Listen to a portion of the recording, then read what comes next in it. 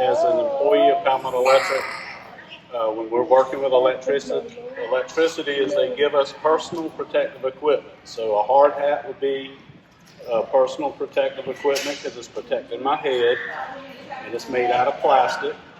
I have safety glasses, protect my eyes, and I also have a safety shield I'll put on as well when I work around meter bases or electricity. Have rubber gloves, and these aren't like what you get inside your house that your mom or dad might have. Like they look like dishwashing gloves, but these are rated for our electrical voltage that we work with, and so that's why these are they're tested monthly for holes, pinholes, anything. And in fact, last month mine did come back with a little pinhole in it, and they discontinued that glove or gloves and gave me a new pair that was in great condition. So there's things like that we have to stay on top of as far as our personal safety and to protect our bodies, our skin, our clothing. I don't have it on today, but our clothing, my shirts are long sleeve pants. They're rated fire retardant clothing, so that protects me against flashes or anything that, and you'll see how electricity flashes when I short circuit up here to show you what I encounter or can encounter, and even you might encounter it after a storm or a storm's coming, approaching, winds blowing. But I'm going to explain to you the do's and don'ts of like thunderstorms with the wind, you know, what tornadoes can do, hurricanes that we get scared from and have, you know, come pretty close to our coast. So with that said, I got my personal protective equipment on. This is Lightning Liz and Neon Leon, and they're going to light up, and that's going to display to you and I that I've created a short circuit that's going to harm them. This is a glass figurine that will be bright orange when they receive electrical current through their bodies, and that would not be good for you or I. So I'm going to start with the tree. Trees cause a lot of power outages. So this is just a branch, a nice, clean, fresh branch. And trees have water inside of them. That's what helps everything grow. The grass grows, the branches grow, keeps us busy around our house. Even the power company, we have right-of-way crews that clean up dead trees along our power line, our overhead power lines, to help prevent outages in the future from our guys having to go out and repair that. So our bodies also are made up of water, just like this tree, and it will conduct. You'll hear me use the word conductor. I'll turn it on and then we'll get it, right? But just because you don't see like a security light on or office lights, just like now, you'll ride around the road and everything will be calm and normal. Just because there's nothing flashing up here doesn't mean it's still not dangerous, okay? So with the lights on, we know I've cut the power on, and it's got power running to it.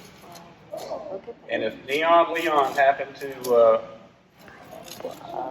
grab a hold of that branch while it was connected up there on the primary cable, what he's done is he's standing on Earth.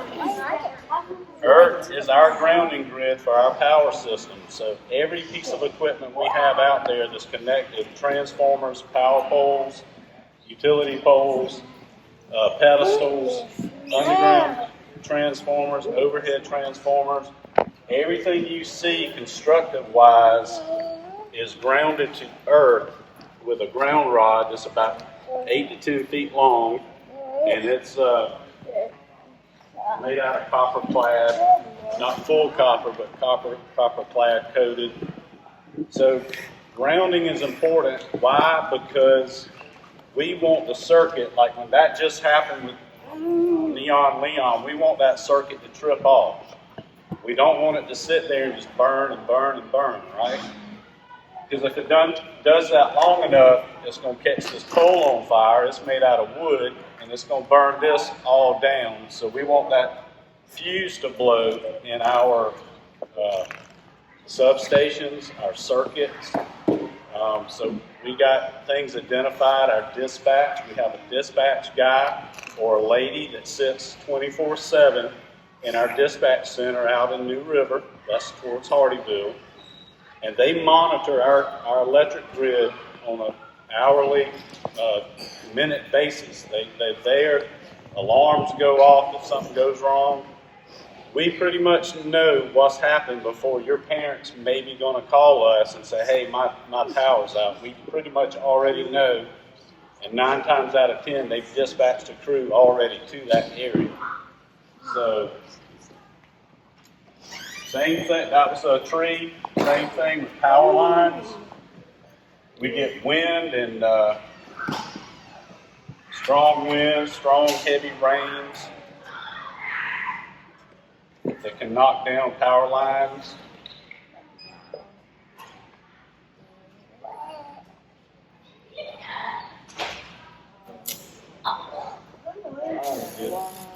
There we go.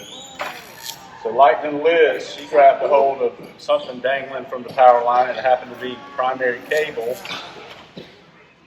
So you can't always walk up to something underneath the overhead power line and just assume it's dead.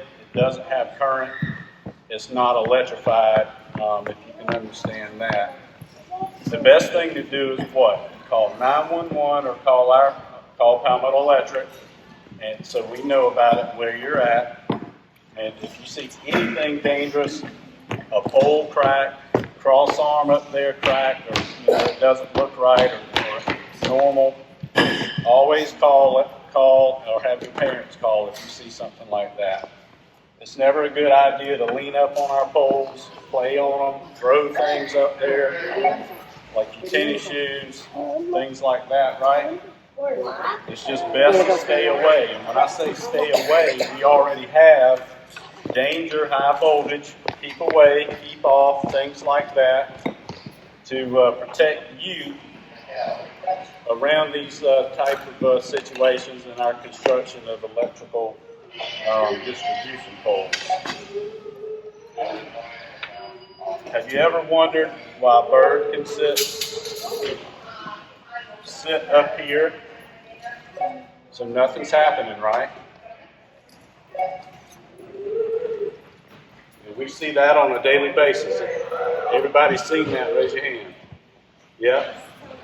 So the reason being is that bird has become part of that primary wire up there, and it hasn't grounded itself.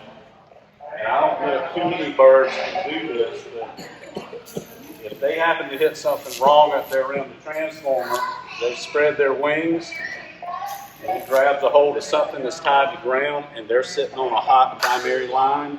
It's going to, pretty much disintegrate the bird. So that's why grounding is important. We want things like that to trip off circuits. That way it doesn't sit there and burn. It's unfortunate for the bird, right? So same thing with squirrels. They climb up all our stuff all the time. They cause a lot of outages. And same thing here.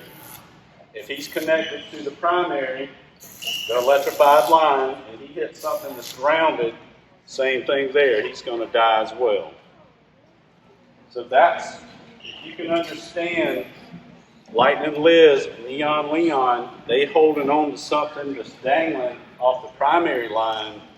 They created a path from the primary wire that's still hot, it's still got electricity running through it, and they're standing on earth, no different than that squirrel tied to a ground, and that pole's grounded to earth.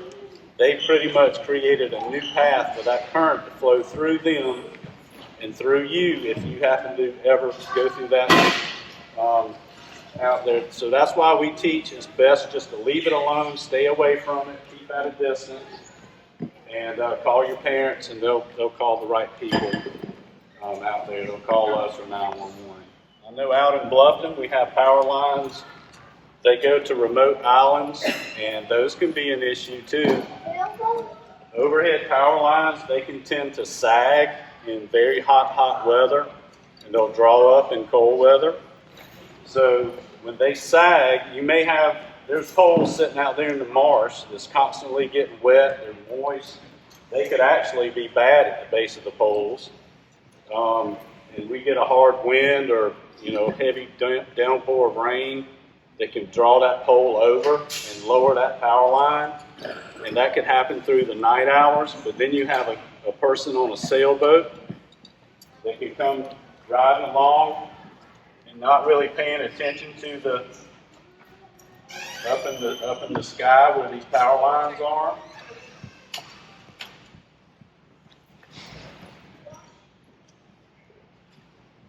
So anybody on the boat, and once again, water is a conductor of electricity, and I don't see too many masts made out of metal anymore. They're fiberglass, but this is a possibility that could happen, and anybody on that boat would be electrocuted and probably not make it. So it's always best for these guys sailing. They see overhead power lines. They need to know their height clearances and that kind of thing. Is it a good idea to climb ladders up on a rooftop where Dad's up there power washing and, the shingles are getting slick? They may have already been slick to begin with algae, that kind of thing.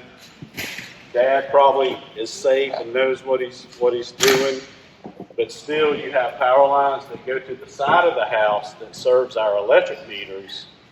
And that's how we monitor your electrical usage. Same with my house. And we get a bill every month for our kilowatts that we use. And so that's tied into the side of our house. From the meter to the service wire to the inside of the house to your circuit breaker panel.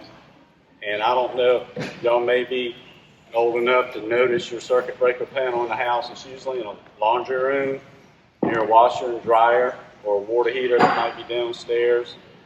When you open that panel up, there's a bunch of circuit breakers. And that's really no different. That's a smaller scale with a residential or commercial building versus the power line distribution company, such as Palmetto Electric. Our breakers are pretty much way bigger than that, but it's the same concept. So even if we had a power line problem, it may leave partial power, it may have tripped. When we bring the power back on, you may have encountered trip breakers in the house from that surge of that tree falling, or, and I'll explain, I'm going to demonstrate a car running into a pole in a minute. But anything that's created a short circuit could generate breakers tripping in your house. So once the power comes back on, you may still call dispatch and say, hey, I don't have power on this side of the house, or my water heater stopped working, and we go there, and it could be a breaker that's just tripped off, and you just got to flip it back on. So that's something in your home that mom and dad can monitor as well. But slipping and falling into these power lines, even though they're coated with insulation to protect, you still have bare neutrals, that kind of thing, and those can get power back on those as well. Digging. Let's see. Let me do just imagine this a car that run off the road. It's a tractor, where the car is. So this car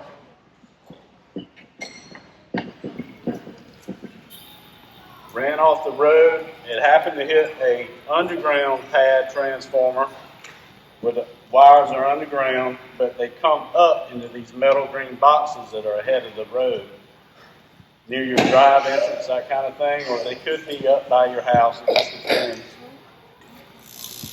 So I know Neon Leon lit up there, but if he was actually in the seat of the car and he hit that, number one, the breaker or fuse should trip and kill the power, right? That's what we want it to do. But if it doesn't, and it's just sitting there, can y'all hear that little humming? You hear it?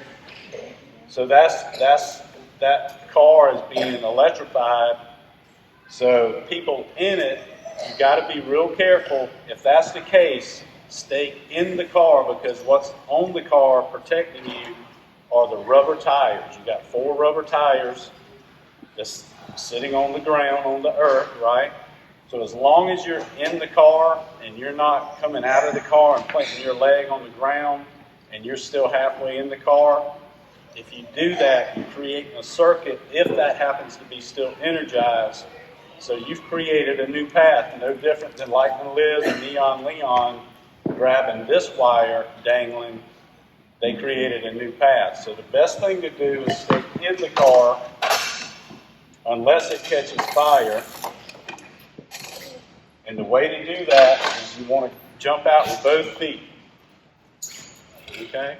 So if it starts to catch fire, then you've got to get out. So you're going to take both feet, and y'all small enough to do it. It'd be hard for me to do it. Okay? But you're going to jump. All right? And then you're going to keep your feet close, and you're just going to get far away as possible from that car. Okay?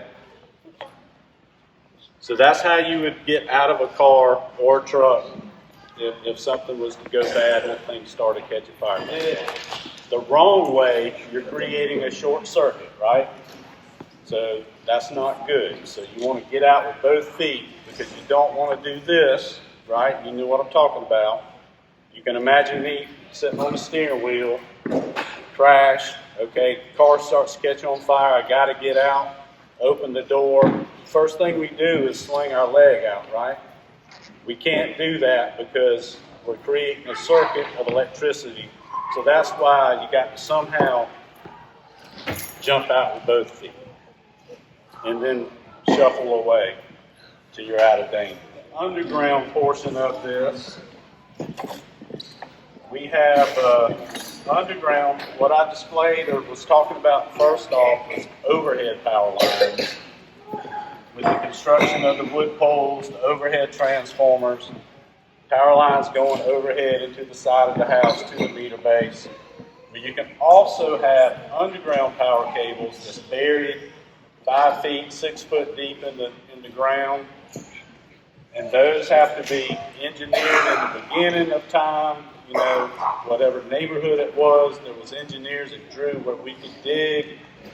9 times out of 10, it was at the head of the road, and the road highway right away above, past that, 10 feet from the edge of the pavement, I believe it is. So that's where all your utilities are, like water, sewer, telephone, cable TV, Palmetto electric lines, internet cables, coax, you name it. So they have different flag colors with different cables.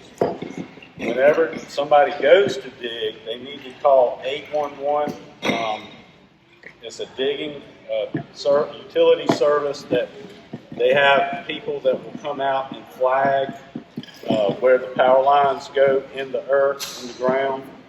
And I'm sure we've all seen the flags. Orange is for telephone, blue is for water, greens for sewer, reds for power lines, electric lines. There's other colors, white, I can't remember what white is. But anyway, when we see all that, somebody's getting ready to dig somewhere. So somebody called in, they got a liability ticket, an insurance ticket, basically. So if they did hit a power line, they're pretty much covered with, you know, hey, they did the right thing. We called this number, and we're going to be safe. You know, if we stay off. If this was a red flag line here, and nothing was over here, so they would dig right beside the power line cable, right? And they dig. I'm sure they dig slow and easy, and you know, some people put that trencher in there and go to town, but things can happen. That happens all the time. It causes power outages. The flagger guy, he flagged it wrong, or he missed a power cable over here. So, but at least the owner, whoever called that ticket in, is safe, and they won't have to pay any cost if something got damaged. You will have damage if somebody doesn't call and just assumes, okay, I can dig here. There's a transformer. My wife wants to put flowers around it, and he goes to digging, make her happy, right? So, and he digs into a service wire going to a house and knocks the service out going to the home. And he's liable to be charged for our company coming out there to send a 2-man crew, a 3-man crew to repair all that. So he should have called in a ticket, right? So that's things you have to worry about with underground. The last thing I got for you is a hot dog. Who's seen the hot dog? So the hot dog we use represents a finger. It's skin. It's got a fresh hot dog. Has water in it. So just no different than our body. We've got blood, water. All of those are conductors. I didn't talk too much about insulators. I don't think I mentioned insulators, but that's why I can't get harmed, because I have insulated gloves, rubber gloves. And I think I did mention they were rated. We test them each month. Plastic is also an insulator. So anything metal would be a conductor. That's what conducts electricity. The fiberglass, plastic, rubber, those are insulators. That helps keep me safe, okay? And also you safe. Just no different than like this power plug. Rubber coating. Electric cords have rubber coating because there's wires beyond this blue outer shell that conduct electricity. And y'all can see that little green light, right? So it's electrified. But the best way to unplug something is grab it by the bulky end of plastic. It's an insulator, right? So that's where you're going to be safe. And the other end that plugs in here is going to have the same thing. You never want to pull by the cord, okay? Because that's just going to pull it apart right here. And one day you're going to go like right here and it's going to shock you. All right, here we go.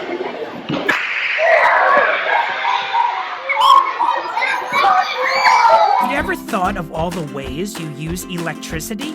We depend on electricity to light our homes, charge our phones and computers, wash our clothes. It powers our lives. But electricity can also be dangerous, even deadly when used the wrong way. Keep these electrical safety tips in mind to avoid accidents and injuries. Electricity and liquids do not mix. Never place electronics and appliances near water, like next to the sink or the tub. This tip applies to gaming equipment too. Never place a drink near your gaming console. Spills could result in electric shock. Never climb trees near power lines and electrical equipment. Same goes for kites and drones. Before you fly them, make sure you're far away from any overhead power lines. Never pull a plug from an electrical outlet by its cord. Pull from the plug to avoid potential shock, or ask an adult to help you. Going for a swim? Remember, never swim during stormy weather. If you hear thunder, immediately exit the pool until the storm has passed. These are just a few tips to keep in mind. Remember, electricity is amazing stuff, but you should always play it safe. If you're not sure about something, ask an adult. Want more tips? We're here to help. Contact us to learn more about electrical safety.